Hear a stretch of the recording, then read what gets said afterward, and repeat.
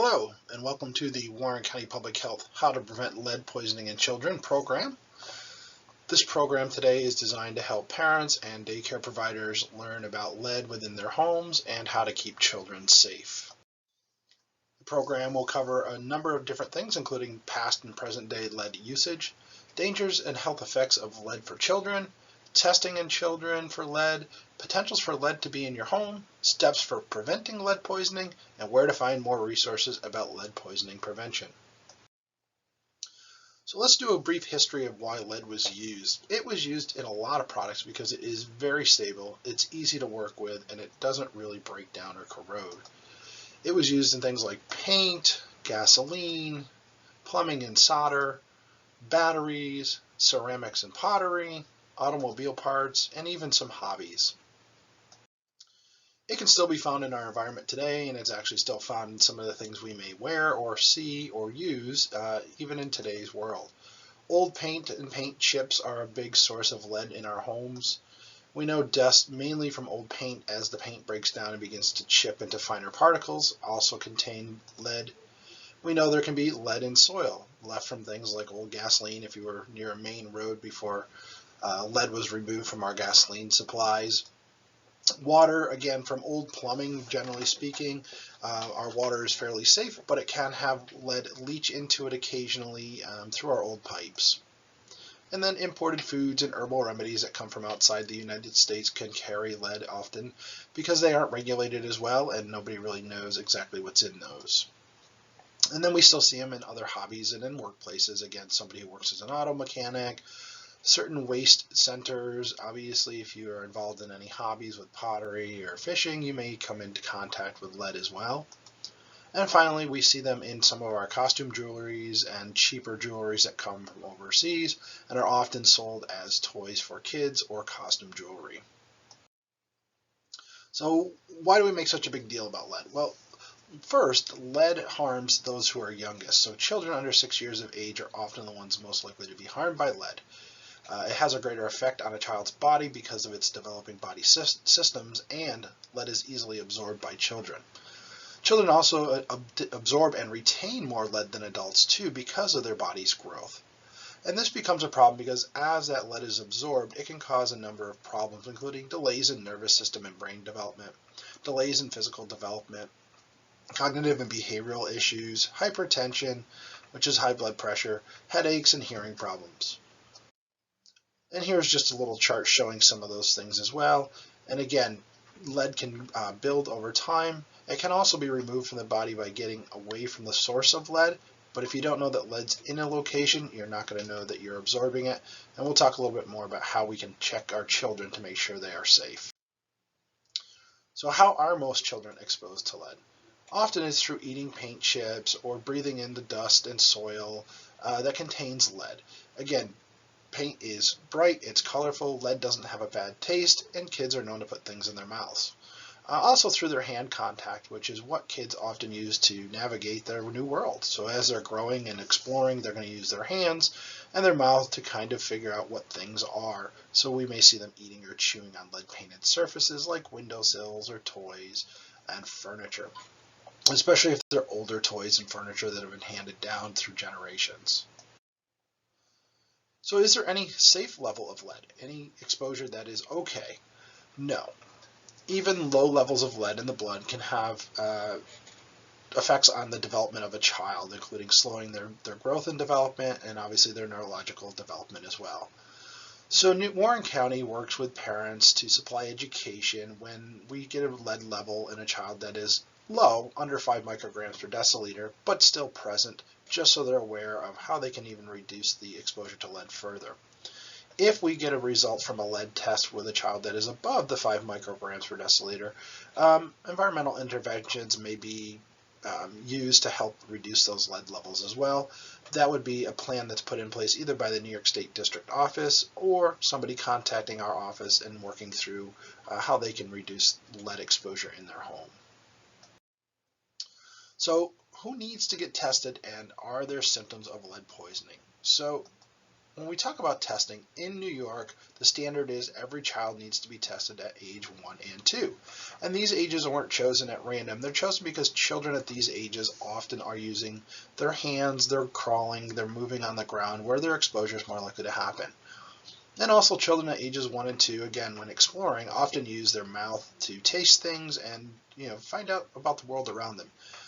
So we know that that's a great time to test, but we can also look at children who are a little bit older that may need to have a lead test as well. And that could be because they have a high risk of lead exposure, either because lead has been found in the home or because a sibling has tested positive, tested with a high level of lead, and that just raises a concern that it's happening in the same location with other children. So parents, it's really important that you do talk with your child's doctor about getting tested for lead at ages 1 and 2 to make sure that your child has the best chance for developing normally and without any problems from lead. Symptoms of lead poisoning, though, are very mild if non-existent. All right, lead does quickly enter the blood and it can harm the child's health. But we also know that most of the time there are no symptoms, so you don't know it, and some of the effects of lead can be mistaken for delays that are linked to other things like potentially autism or hyperactivity disorders.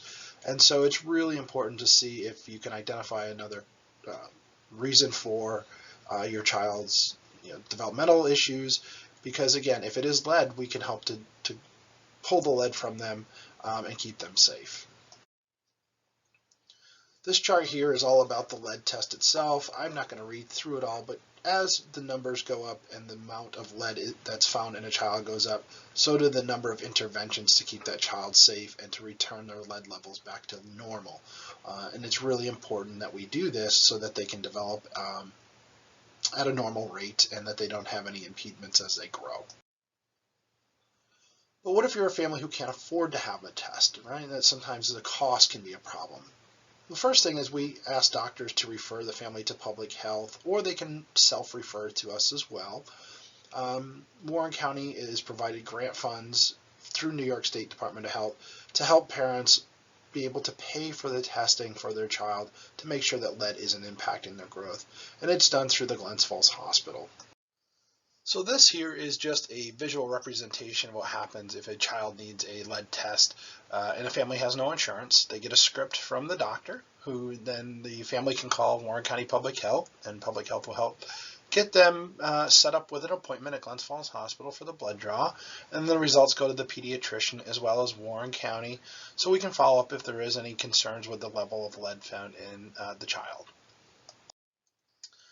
So a lot of people want to know, how do I know if my home or daycare has lead paint in it? Well, the only way to really know is to have your home or daycare tested for lead paint. The test can be done in several ways. You can have a qualified professional come in and do a paint inspection, but this doesn't assess risk. It just looks at whether or not lead paint exists in your home. Next is the risk assessment, which then looks at the condition of the paint and the surfaces where lead is being found, and do they lead to any serious concerns about sources of lead exposure. It also kind of gives you an idea of what actions can be taken to reduce the risk of lead exposure for those children. And the testing is done using a variety of methods, and you can kind of see the list here with visuals, lab tests, surface dust tests, and things like that. But these can be kind of expensive and hard to do. But here's the reason that it's really important to check your home, is because we know that the older a home is, the more likely it is to contain at least some sources of lead paint. And in Warren County, we can see that almost 30% of our homes were built before 1950, and 32% of our homes were built between 1950 and 1979, which is then at the end of when lead paint was being used that year of 1979. So we know that we have about 60+% of our homes that would fall into a time where lead paint was being used within the homes. So I do get asked from time to time, are lead kits that are used at home, do they work, and how well are they? So there have been 3 that meet the lead renovation, repair, and painting rule when used by a certified renovator. They're listed below: the 3M lead check, the D-lead, and then the state of Massachusetts has developed their own. So, but these have to be done by somebody who knows what they're doing. They can be a little bit complicated, and if they're not done correctly, can give you some false results. So again, if you're going to use those, I would say you need to look to a contractor, somebody who has some, time using these tests and has a good idea of how they work. Now you can also find kits that are sold directly to consumers, but these don't generally meet the lead renovation, repair, and painting rule requirements, but they are a good starting point. They will provide ideas and they will certainly show if there is lead in the home, if it's at a high enough level. So this is certainly another option as well if you're interested. So what we need to know is that when we are looking at our homes and we want to keep them, well maintained, is that repairs and renovations can be a big source of lead exposure. So if you are going to do any renovating and you're hiring a contractor, that contractor should be certified by the EPA for lead removal and abatement. That's really important. Child care facilities, including schools and kindergartens, and anybody else who deals with children under the age of 6, the renovators have to provide a copy of the Renovate Right pamphlet to those facilities and to the general population that is using those facilities. So any families that have children that are attending those daycares or other school facilities, they need to be notified that there is renovations going on and that it's being done in a safe and reliable way. Now, if you have a do-it-yourself project, these are not covered by EPA regulations for the family home, but you are still going to want to be careful and you want to make sure you are following up and making sure any lead containment steps that need to be taken are taken. Again, daycare facility operators should check with their licensee agency for guidance on renovations if they're running a daycare outside within their own home, but are making changes to that home. The New York State District Office at 518-793-3893 can provide guidance on lead containment. And you can also visit the EPA website that's listed below. Again, these will all have great resources for you if you're looking to do any home renovations with a do-it-yourself project. So the nice thing about lead poisoning, if there's anything nice to be said about it, is that it can be prevented. There are a few steps that people can take around their homes to make sure they keep their kids safe. First is know the risk factors that increase a child's risk for lead exposure. Things like living or spending a lot of time in a home or setting built before 1978. If you live near busy roads or any industries. If you live with people who work with lead, again, like auto mechanics or somebody who has hobbies that involve working with lead. Somebody who's come in from outside the country who may not have the same standards as the U.S. for lead. Any child who has been, found to eat paint chips, plaster, or soil, just because, again, of their age, they often put things in their mouth. Or if somebody has a sibling, a brother or sister with high lead levels, those can all be things that can kind of lead you to believe you might have a problem. So the best way to know is to have your child tested for lead poisoning at 1 and 2. Some of the things you can do for lead poisoning prevention is if you live or work in a place built before 1978, wash your child's hands often, and wash the toys as well if they're picking up dust. Dust-contaminated surfaces that could have lead on them. Mop floors and use a damp cloth to dust to keep the dust down so the particles don't get into the air. And get rid of dirty water by dumping it down the toilet. And then wash your dust cloths regularly because what they can do is build up over time and then spread lead instead of getting rid of it. And then have your house inspected for lead if you can afford it. If not, again, you can look to one of those consumer lead tests that you could use. Again, for older homes, keep those older homes and workplaces in good repair. So if you see peeling or chipped paint, use safe repair methods to keep the lead from spreading. Keep children and pregnant women away from any areas that are under renovation or repair, and make sure toddlers don't eat or play with paint chips, plaster, and again, the dust or dirt that they could pick up on their hands. Make sure you're doing a lot of good hand washing. Also, you can try to keep lead out of your home and out of your workplace. So if you participate in hobbies, again, things like pottery or fishing line sinkers, things like that, you could get lead on your clothing. So make sure you wash your hands and clothing frequently. Wash work clothes that may have lead on them separately from other clothing just to ensure there isn't cross-contamination. Keep an eye out for children's jewelry. A lot of the metal jewelry that comes from overseas is often made cheaply, and it is not monitored the same way or regulated the same way as jewelry and things in the U.S. So they can contain high amounts of lead and other poisonous metals. And don't let children put jewelry or charms in their mouths. Outside around the home, cover any bare soil with grass or wood chips just to keep the dust from kicking up. And again, keeping kids away from the base of a home where lead paint could have chipped and fallen into the soil is a good idea. And remember that lead paint and varnish can be in old toys, high chairs, and furnitures. Current regulations ban the use of any of those toxic paints or finishes on anything that a child is likely to use or is within reach of a child in childcare settings. But again, we don't want you purchasing used older cribs, dishes, painted toys, etc., because they're not likely to meet the current health and safety requirements, and there is a good chance if they were old enough, they could have lead in them. Another thing you can do is you can try to keep lead out of your food. So while cooking, it's important to know what kind of plumbing is in the home or in the daycare. Again, places with older plumbing, you should let the water run for 1 to 2 minutes and use only cold tap water for drinking and cooking and preparing infant formula. It reduces the chance of lead leaching into the water supply. Using lead-free dishes. So again, that is just trying to find dishes that have either a lead-free stamp or are made in the U.S.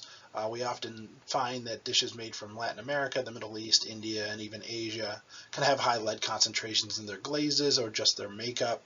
And so we want to make sure that we're using lead-free dishes. And we also recommend not using imported products like traditional medicines, herbs, and spices, or even cosmetics, because they are not well regulated and lead can often be found in these products. And so we just want to reduce any chances of lead coming in from outside the home.